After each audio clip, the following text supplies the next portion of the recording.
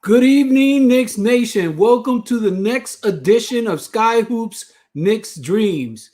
To join the conversation, drop your comments in the chat.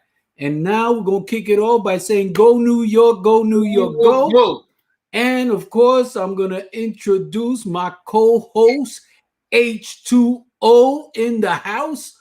What's up, brother? Let's talk. okay. Thank you very much for that wonderful introduction there. Um, um, the first things first, the last game was, it's too early to start calling it a statement game or anything like that, but at least we got the results that we wanted. Okay. Um, it was one of those early games in the season where we came up against an opponent that was playing just as well as us. I'm not going to call either one of us an elite team or even them, but they're an up and coming team, and they had the best record in the East until they met us.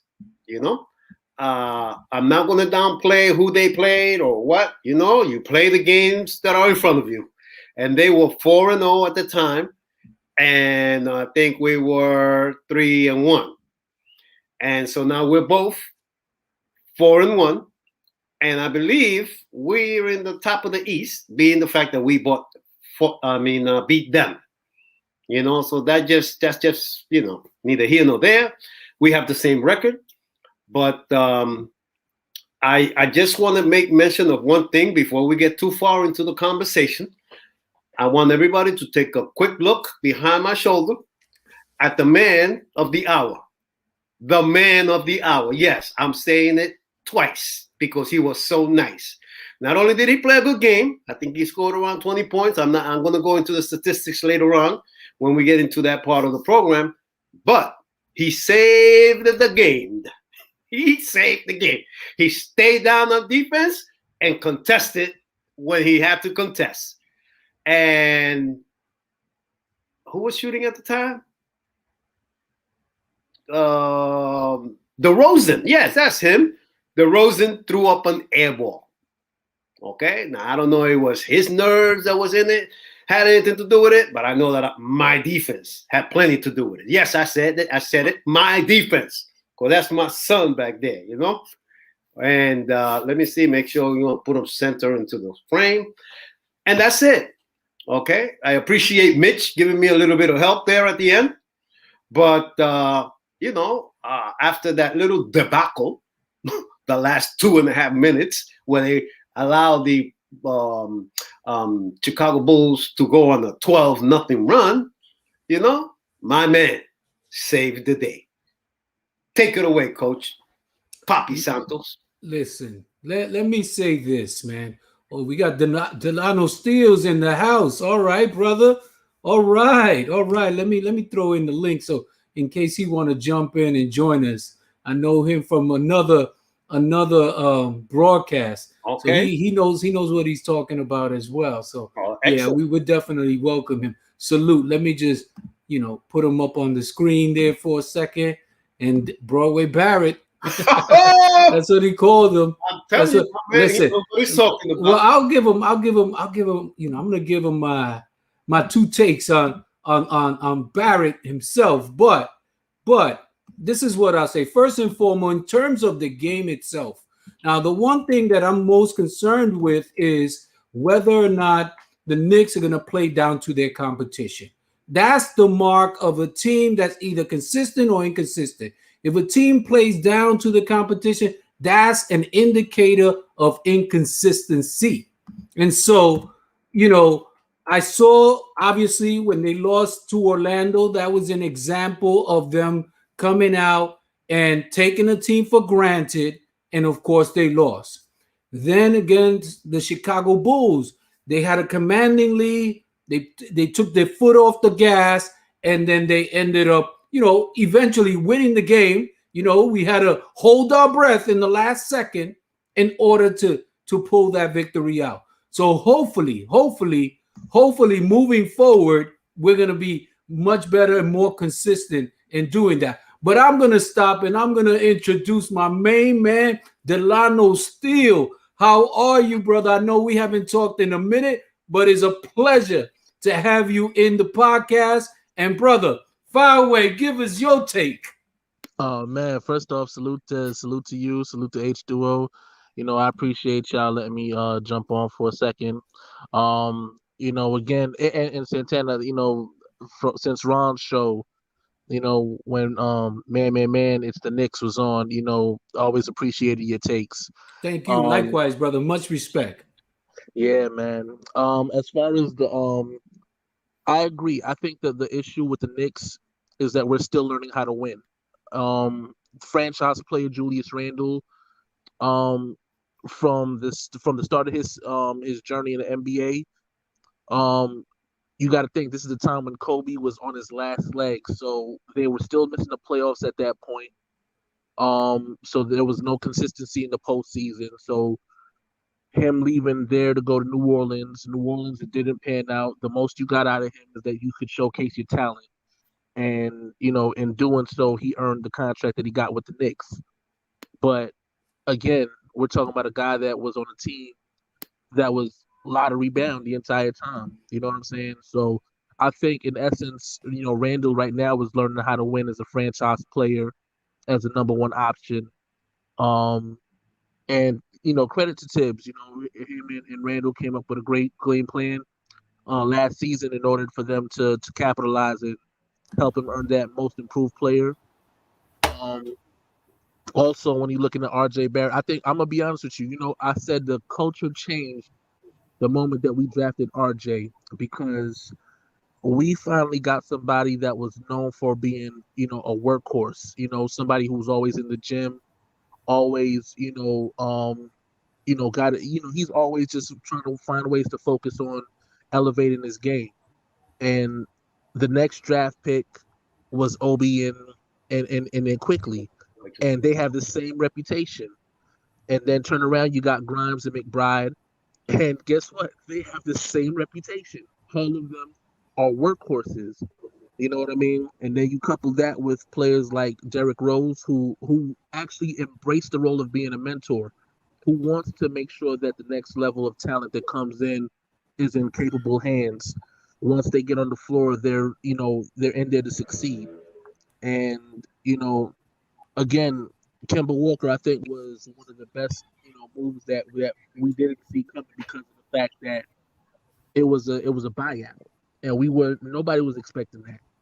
So we were very fortunate, and I think what it was is that he corrected a mistake that he made. He went with Boston when he initially should have came to New York. Um, and now that he's here, we're starting to reap the benefits of having somebody who really also is starting to learn how to win in other franchises. Because when he was with when he was with the Hornets as a franchise player, he wasn't going to the playoffs. He just made the team look as competent as possible when he was the man, holding that franchise down. Now that he's in New York and he has the talent around him to succeed, he's still trying to adjust to that role.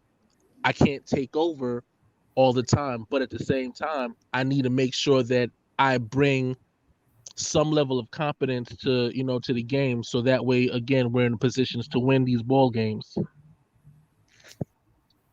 Yeah, no, I think you're absolutely right in terms of the culture change and the type of players that they've been drafting to build the team and stuff like that. So having that work ethic, yeah, definitely changes how players come in and and I guess assimilate to a new regime, which is what's happening now, and we're seeing that now. It's just a question of are they evolving to that next level in terms of consistency, and then eventually, hopefully, when they get to the playoffs again this season, they'll get past the next round. But with that being said, I'm also gonna transition over to Dream, to welcome him and get his take, and then we keep the conversation flowing. Oh, by the way, Dream. So Delano Steels, he's been, a workhorse himself in different podcasts. One in particular was the Man Show. It's the Knicks, and that's where we met. So this brother is very knowledgeable. He knows the game, and I'm happy that he jumped in and he's blessing us with his presence in this podcast as well. So with that being said, I'm going to drop it off to Dream. I'm going to do a nice little Mark Jackson behind the back pass to my man Dream. Go ahead, brother. Do something with it. Since it's already behind the back, I'm just going to grab it from behind my head and take it right down the middle. So, welcome to the show. It's always good to have people who knowledgeable about team and the direction that we're trying to go in, and we appreciate anything you bring to the show. Outside of that, this last game, it was nice. It was good. It was had us on, at first we were like, wow, okay, they jumped out to this early lead, the 16-6, then they started getting their rhythm back into the game. And then we saw what it was going to be ultimately, back and forth runs throughout. I think there was a moment, I guess, in the fourth quarter that we kind of figured we had this game in hand, and that's why everybody got stressed out right at the end when they gave up the lead and they almost gave up the game. So, but beyond that, I thought we played a good game, a solid game against, a team that a lot of people are, getting behind. They're like the bandwagon team. We were the team, everybody, America's team last year, like, oh, look at the little Knicks. They're trying to get their game together and get going and make a push, right? So now Chicago got their stars, and they're not the little Knicks by any means, but they have the star power to grab people's attention and say, okay, this is a team we need to look out for. That being said, we all talked about this is a team we need to stay lock and step with throughout the season. So them in Miami is going to be our two, our left and our right arm as we all dance into the playoffs together. 4, 5, 6 is how I figure, But beyond that, I really, I enjoyed watching the game. I thought there were some, obvious things that we're trying to work our way through the season. Also, it's not gonna look pretty all the time. It's gonna have it. We're gonna fumble through the end of these games, and if that's the only thing we have to really worry about, or the aspect of the team that has to be worked out still, I'll take it in W's. I mean, it is what it is, right? That's what we always talk about. A W is a W. So at least it's not we're falling apart and losing these games. If we're falling apart a little bit, and those are just areas that we need to tighten up. And most of it is just the cohesiveness of the team, in situational basketball. They seem to be coming together, no problem, first 3 quarters, whatever, up and down, when it's free flowing. But once it gets a little bit, the pressure point of who's going to stand up in certain situations, right now, everybody has a little bit of adjusting to do. Steele was coming in, he was saying, Kemba is trying to make an adjustment, so the new players are making an adjustment and the old players are making an adjustment too. We saw Barrett struggle the first couple of games and they kind of broke loose on us. And he's like, okay, this is more what he should settle into. You have the outside shooters should be opening up the inside for you to drive all day long. Just take it strong. No more soft stuff once you get to the rim. He's going powerful all the way. And then the last minute pulls back for this little stuff. Now, this game, he went into it. A lot of the time he was going into it. So that was good to see from him, aside from that, Randall just has to figure out, they keep talking about, oh yeah, trust the teammates. I get what he was trying to do because he had the matchup. Ball against Randall, that's a positive for us. We need to take advantage of that. The problem is you can't keep going back to back to back because they quickly figured out he's just going to run baseline and jump pass to a three-point shooter, and they started shutting that down. And that's what probably happened to us towards the end, is that kind of got taken away. And then it's like, okay, now what am I going to do? And there was a couple of things he could have easily just put the game away, a couple of rebounds, slow the ball down, take it out, let them foul you with 20 seconds left, with a minute left, those type of little minor plays in towards the end of that game. But ultimately, I'll take it. Chicago wasn't going to give that up easy. And they understand that we're a team that needs to be reckoned with also. And so, I don't want to get too far into it, but, I'll toss it up. H2O, take it away. Another thing I wonder about too is why is it that they're hesitant to give it to RJ when he has it going? I think that for me is a glaring problem. The game that we played against Philly, the way he started the game, he knocked down I think it was 2 3-pointers. Yeah. Also got into another the lane bucket too. Right.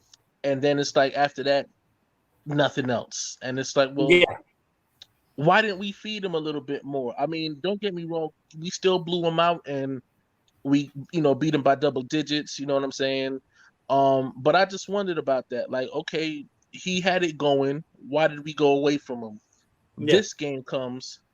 He has a great game, 7 for 11 from the field, but you went away from him, and he ends up 8 for 15 from the field to end the game. And it's like, well, why didn't we feed him when he was actually, when he was on fire? Well, he cooled down, and it's like, okay, well, I guess pick up where you left off.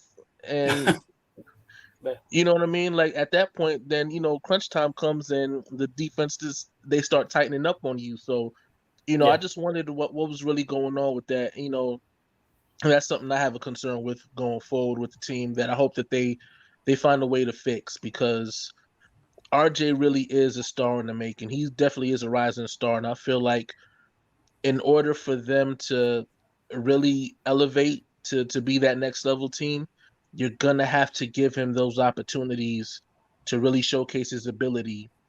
And you can't do that if you're, feeding him in a hot hand. And this has been going on really since his rookie season, but more evidently in his second year.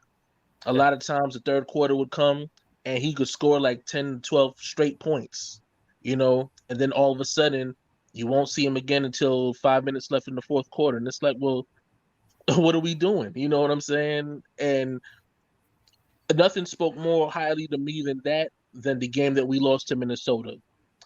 And he had it going, scored 9 straight points. You pulled him from the game, put him back in with about 4 minutes left, but his rhythm is off. Anthony Edwards stayed in the game, had his rhythm going. So now you got one person going downhill, the other one's going uphill. You know what I mean? And so it was like, well, again, a coaching adjustment that I feel needs to be fixed. You know what I mean? And you don't want it to be something that goes on so long that you end up turning to somebody like that into a disgruntled star. Yeah. First of all, I want to say I appreciate you for having the wisdom to see into the future.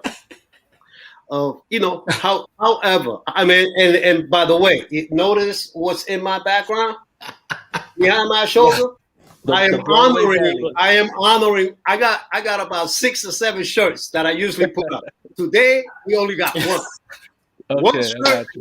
Why? Because he saveth the game. He saveth the game. He saved Randall's behind. So I appreciate you saying all of that about Randall. But remember, now that Minnesota game we're talking about last year, and maybe the outcome would have been different if it would have stayed in. But today we are playing 10 deep. Yeah. Which means that somebody's minutes is going to get cut. Right. Okay? And whoever has got it going at that time is going to be what the coach is going to be writing. And at least let's give him credit for expanding the rotation. Remember, last year was possibly 8. It was 7, maybe 8, because Mitchell Robinson wasn't available. Otherwise, he would have gotten some game time. But without him, it was just 2 centers and then every 5 or 6 guys, with Burks coming off the bench and Topping coming off the bench, and Rose. Those were the 8. But this year, man, by the time we get to halfway into the season, this might be a 12-man rotation, man. Because he's going to have to give Grimes, and he's still got Noel, and he's still got McBride. We're talking about 13 deep. That's the difference between the Knicks, and the Bulls. They're not that deep. Okay? They got a good starting unit, maybe 4 out of them, because I don't even know about this other dude. What is his name? Patrick Williams. I don't know Patrick Williams from anywhere, and Alex Caruso does not impress me. Yeah. Okay. And Lonzo Ball, everybody's like, "Oh, we should bring Lonzo Ball. We should bring Lonzo Ball." I'm not in the Lonzo Ball camp either. Okay. So to me, those guys, while they have some names, the DeMar DeRozan and Vucevic and Levine, and Ball is a name. The rest of them are, in my view, they are, they've proven themselves in the league. But past that, you know, it's empty calories, as we like to say. The rest of the team, it's an empty calorie. They can score something, but they ain't going to change the outcome of the game.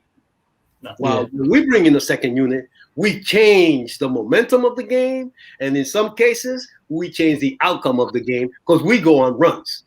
That's what we push the ball, okay? And that's all that it takes. A couple of you know, highlights from Obi, and all of a sudden, you know, my main man RJ is going down there and dunking a couple of them and getting 3-point and ones, and all of a sudden, you know, you take the heart out of the opposing team because this is the second unit killing us, you know. But again, the need right now is to get everybody involved, and sometimes that is to the detriment of whoever is going hot. And the fact of the matter is that he's my man, but he hasn't been consistent. Right. He'll give me one great game and one bad game, 2 great games and 1 bad game. So it's either 1 for 1 or 2 for 1, but it's never been or 1 for 2. Hey, yo, respect my man, please. Listen, hey, Delano. No, you better. I'll have you take that shirt off, man, because your boy wants that game. Listen, I wear it proud, brother. Boy, I wear it proud, my last point. My man saved the game. His man basically almost gave the game away. Listen. My man is you know, my man needs, you know, he needs back massages after every game. He's carrying this team. Come on, man. Come on. So this is the thing. So we always go back and forth, you know. It's all good though. That's my cousin. That's my cousin H2O. So this is a thing between us. You know, he kills me about any time that Randall has any misstep. He's killing me. It doesn't matter if Randall has a triple-double. He's gonna talk about the one mistake that Randall did and harp on that. Now, in terms of Barrett, you know, I give Barrett credit in terms of, like you said, Delano, basically he's coming to play. He's a workhorse, and he's definitely not injury prone. So I give him all that credit. Now, hopefully this season and this past game is an example of that. He's gonna continue to attack the basket. In my opinion, I think his best role on this team right now is for him to be a slasher and cutter to the basket and play bully ball anytime he has an opportunity. I don't know if he has the low post game to do that, but I think he could develop into that. And then eventually he can you know hit the 3 more consistently. He doesn't have to be the guy, because now you got Fournier, now you got Walker, you got Randall that they can hit the 3. So you need guys that can cut, and they're gonna open up lanes for him. So this is great opportunity. So what Dream said in terms of, you know, what Barrett was doing last year was he was attacking the basket, but he was finishing off soft because he was fading away instead of jumping in or attacking the board as he's going up. Now this year, I'm hopeful that he's making that adjustment. I think to your point, Delano, regarding, you know, when he's hot and then he gets taken out and then he gets brought in later and then he may be cold. That may be to a certain extent something dealing with his defense too, because, you know, he's been getting killed on the back door on the defensive end. And Tibbs doesn't have a lot of patience.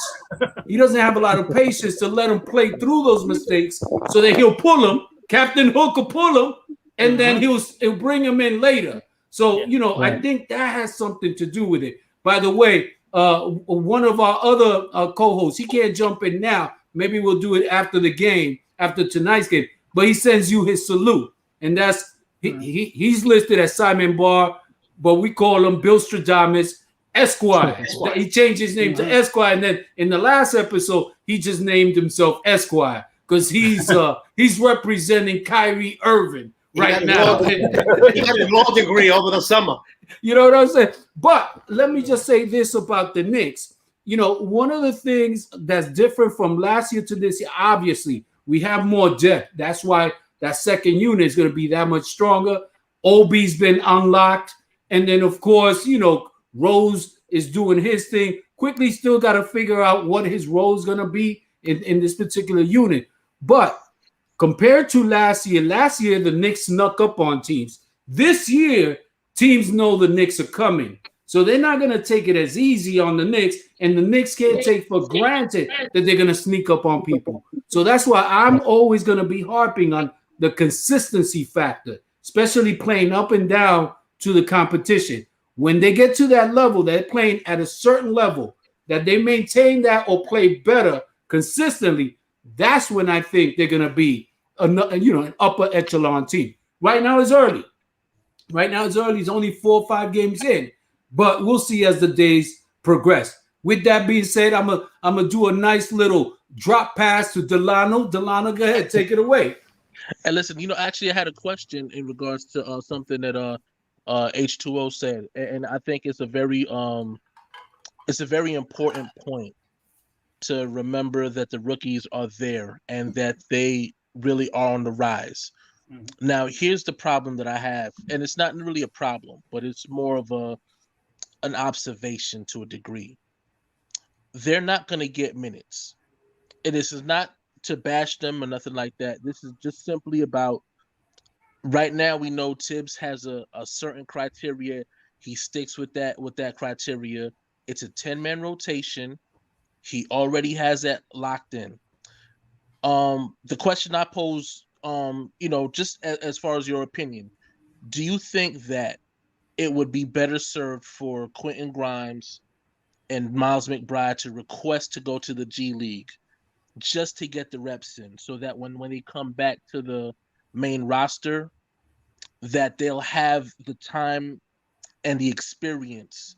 So when they get on the floor, they're not newbies in the sense of I'm coming in and I'm coming in fresh. Like there's no reps for me anywhere else except practice. You know what I'm saying? Do you think it's paramount for them to take an opportunity to go to the G League, or do you think that it's just stay on the bench, learn from the main roster, and eventually you'll get your time?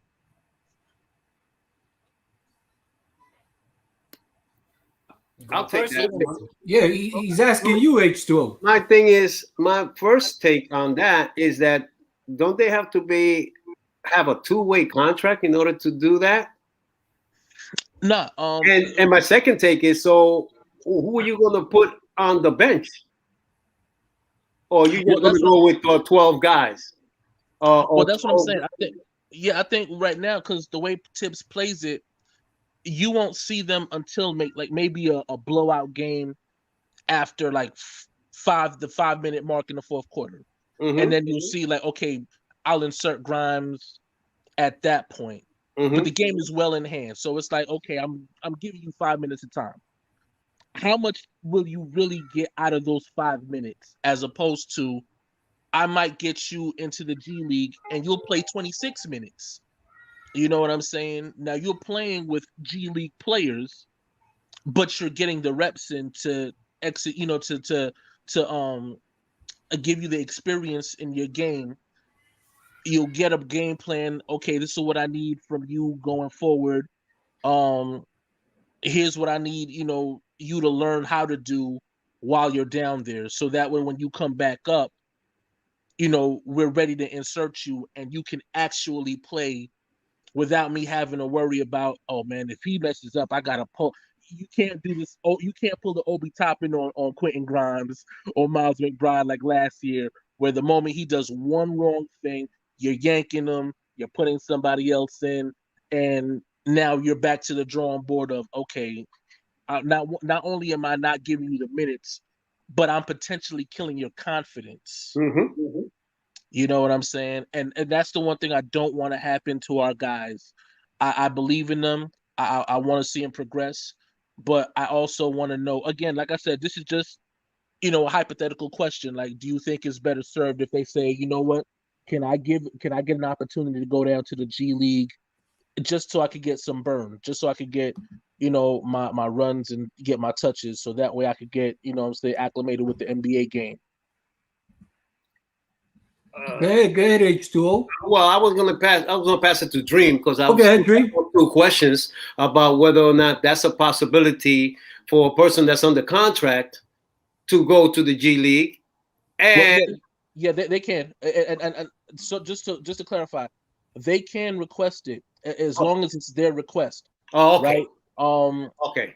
When a two-way player does it, his requirement is that he spends 32 games specifically down there, Okay. and then 50 games with the main roster. That's today's contract. That's the 21-22 contract.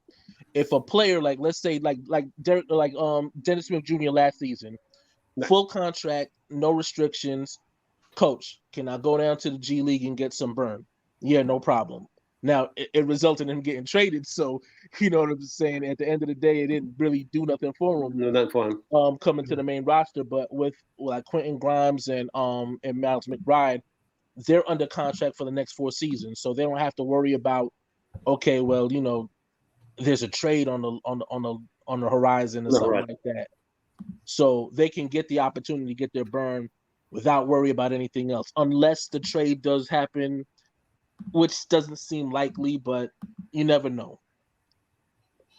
Go ahead, Dream. So the way I feel about it is twofold also. So yes, I agree that getting them some run, you know, against some competition, because it's still not the NBA level competition that we want to insert them up against, right? So yes, in that respect. The little pushback that I do have is that we want them on the bench to see the speed of the actual NBA guys that they're going to be trying to stop if we do it, especially McBride. Like, I get Grimes because he's the shooter. You want to keep his shot, his form going and all that stuff like that. But more McBride, he's like a driver and a mid-range game guy that does have a little bit of three-point game, but is predicated mostly on that speed and aggressiveness on defense, right? So, you know, I get where putting them down there may help, but the only kickback I have is, like, you know, letting them see live action from top stars in the NBA, which is what they're going to be inserted against anyway, right? We're going to bring Grimes in because somebody's destroying us at the top of the key that's or going up and down the floor, right? It's going to be somebody like that. So he needs to see that speed so that he's not like, okay, I came up from the G League and then I'm, this guy's blowing by me too, you know? So that's the only thing. The other thing is that we have those guys, even though we don't practice every single day, those guys will push our guys, Kemba and Rose. Like, McBride going against them in defensive end in practice is going to make them sharper because he's going to bring a certain level of competition to that also because he's trying to prove himself, you know? So that's my only thing, you know, like, as far as that goes. But I agree, like, you know, it's like, you know, it's fluid is what it is, right? Yeah. If our season goes well, we don't have a lot of injuries, then that's the thought process. Like, all right, let our guys get some run somewhere. If we start to have injuries, then we're going to need them to be, you know, astute. Game ready. Yeah, game ready, exactly. And, you know, that we got to get in there because we tried to run that or deploy that with Frank last year, right? And then we realized, okay, even he's sitting on the bench and not doing anything. He's still, some days he looked good, some days he didn't, you know, but that didn't work. I'm thinking McBride is a lot better at that, you know, that specific trait, like that defensive thing, that dog, you know, like I get Frank was quick around the floor, but he wasn't bouncing nobody chest to chest. You know, this guy, he's going to get in your chest because he's a football player or an ex-football player, you know, like he's used to that physicality. So, you know, go ahead. I am looking forward and I'm hoping, and maybe, you know, first of all, I hope that this Christmas game, you know, we're so far ahead that it's not going to make any difference. But if it's a close game and I need a defensive stop, I would love to see McBride on Young. I want to see what that looks like. But I need him, like you say, game ready.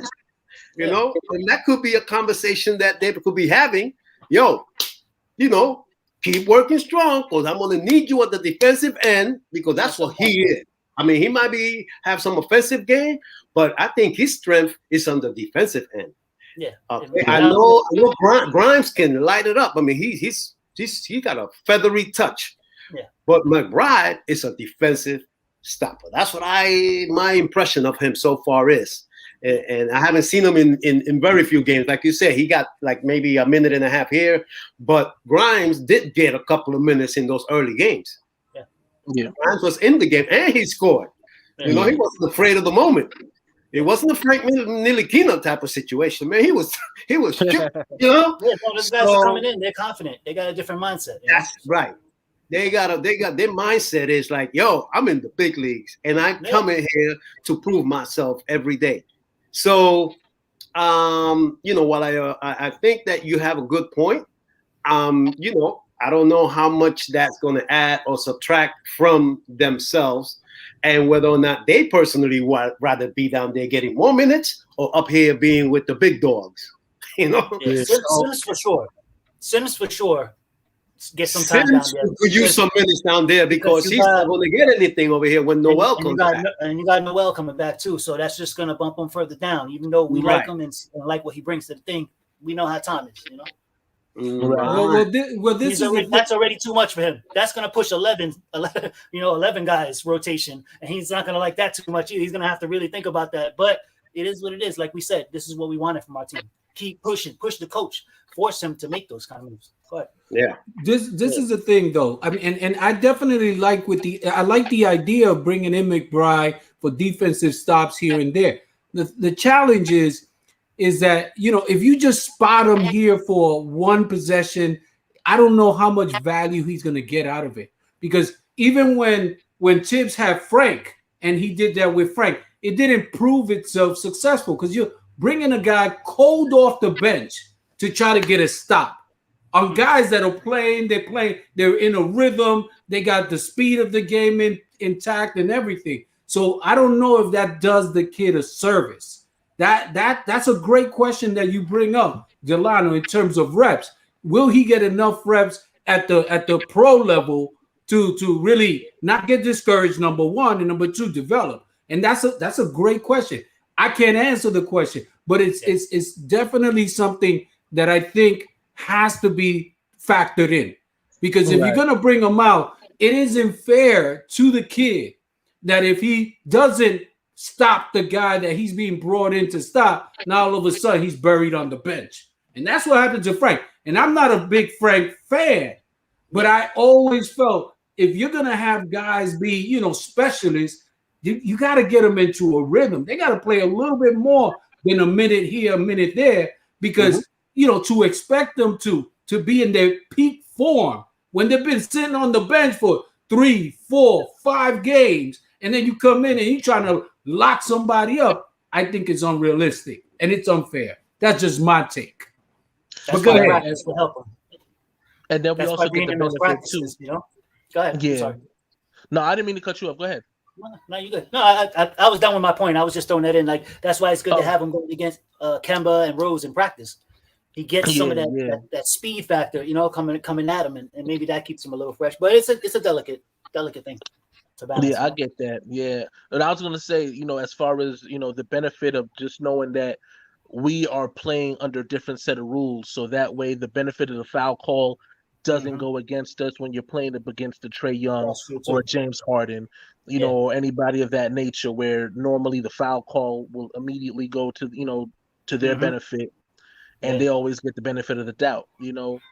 I think right now, under those circumstances, you know, with the defensive stop, and I think that's, you know, one of the biggest problems I had too, where a lot of the foul calls weren't really fouls. Like, you know, credit to what Frank does as a defensive, you know, player and all that.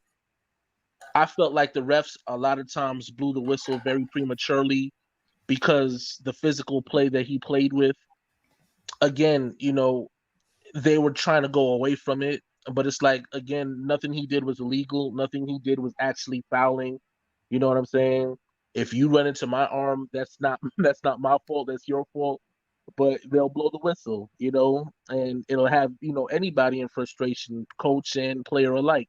So, you know, I understand, you know, under those circumstances, you know, the Frank situation. And I agree with Santana. I felt like, again, if you're going to give him the opportunity to be effective at what he does, and you're going to have to play him longer than 36 seconds and for one possession.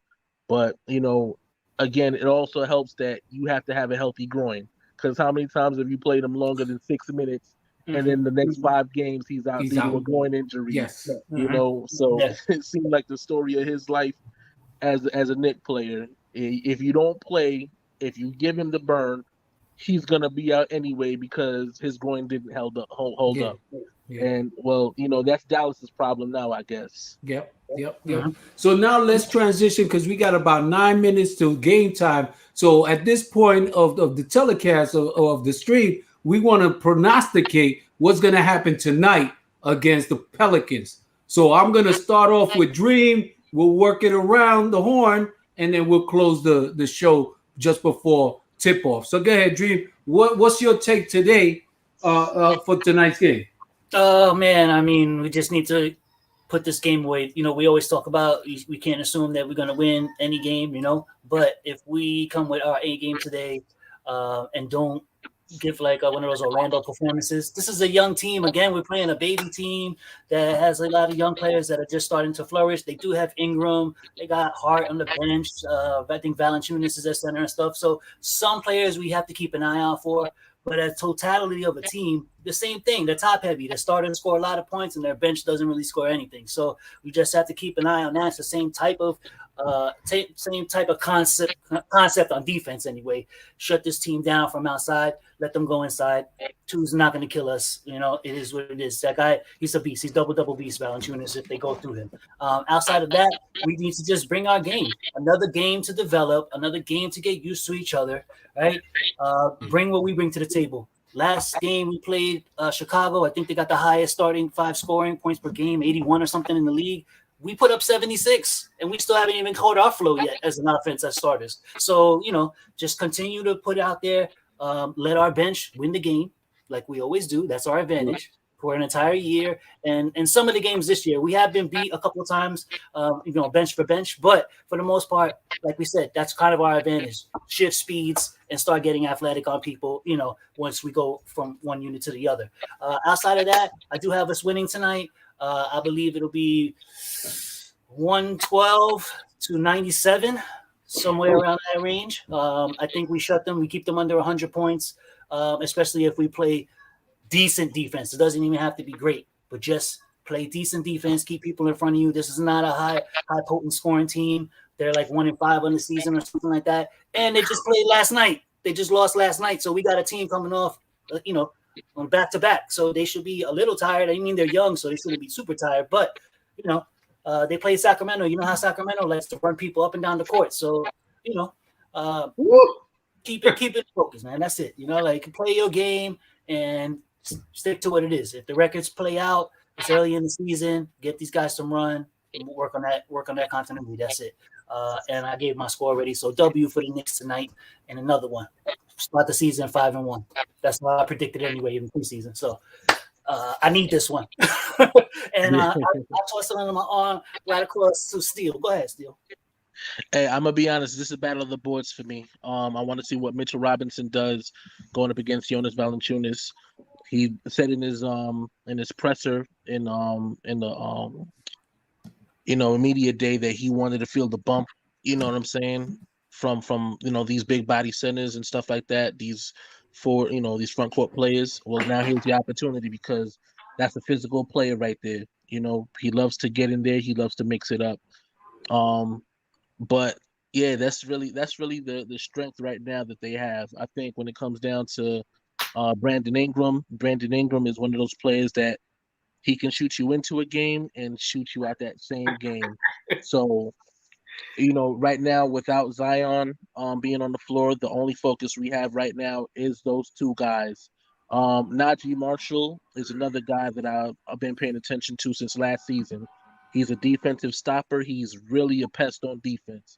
So we need to find a way to make sure that if he's in the game, he doesn't affect the way that we play offensively. It'd be beneficial if we get him in foul trouble, not looking to specifically get fouled, but at the same time, if we do whatever we need to do to get him in, you know what I'm saying, off rhythm, where he'll end up fouling and put himself out the game, that'd be perfect. And I think we could, you know, easily skate through all 4 quarters, you know, and walk out with the W. Well, what do you predict in terms of score? Oh, score. I want to say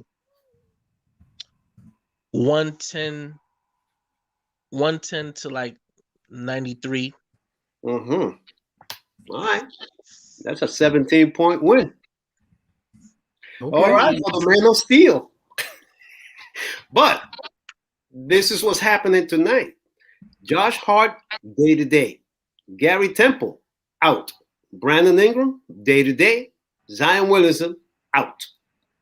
So they're playing the second game of a back-to-back. Is that correct, Dream? So day-to-day means that I don't know that Brandon Ingram should be playing too many minutes if we up by 20 points at the end of the first quarter. Not predicting anything, you all, but I'm just saying, things like that do happen to us. Yeah. As Santana likes to say, I'm just putting it in the universe. That's it. We have a tendency of this running away from people in the beginning of the game and then making it difficult at the end. However, like you said, Steele, they're undermanned and they're undermanned. So they don't have a second unit like we have, and their starting unit isn't all that.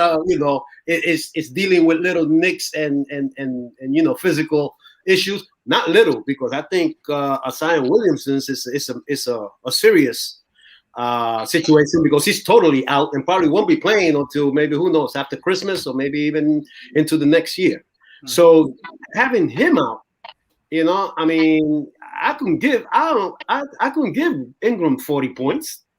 That's not going to make a difference. Like I said before, empty calories. Empty calories. Uh-huh. All right? We at the crib, like Esquire likes to say. We at the crib. Nah. No. We're on the road. Yeah. We at their place. Oh, we're going to show them what the Knicks look like on the road then. We're on the road. We're on the road. Yes, we are. Yeah. We got plenty of fans all over, so it feels like we're home wherever we go. So we got 2 minutes. Give us your prediction, your score, and then at the close. Say it again. 120-99. Wow. Okay. Well, listen. I'm gonna make it short and sweet. I do expect the Knicks to win, obviously, because of the back-to-back. That favors us. We're rested. They're not. This is an opportunity for us to go out there and tighten up the screws and try to close out a game wire to wire. Obviously the Chicago game was another wake-up call for our team in terms of, not letting the foot off the gas. This is our opportunity to prove it. This is the early part of the season when, H2O just said, there's a couple of players that are not going to play. Obviously, Zion Williamson is not going to play. That's great for us.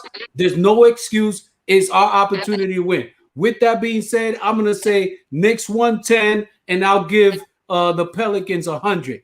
All right? All right. So thank you. The Man of Steel. That's my nickname for Delano Steel. The Man of Steel is in the house. All right.